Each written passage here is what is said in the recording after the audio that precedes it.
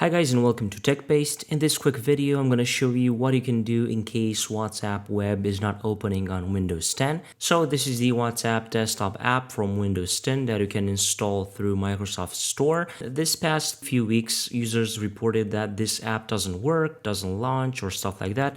Well, there is a very quick fix to that because the developers of the app launched a new update that fixes all the issues with this app. So all you have to do is to update your app or to update all apps through your Microsoft Store.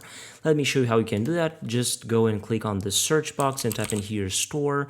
Click on Microsoft Store, then go up here on these three dots, click on Downloads and Updates. And then you're going to have this button here, Get Updates. Click on it and Microsoft Store will automatically check for the latest updates for all apps and will automatically update WhatsApp desktop, and the app will be at its latest version and you won't be bothered with errors like WhatsApp not opening and stuff like that. So this is a very quick video. I'm hoping that this video will help you and it is useful for you. If it is, don't forget to leave a like down below of this video and also subscribe to the channel with the notification bell activated so you won't miss any future uploads like this one. Until next time, I was Emmanuel from TechBased. Have a nice day.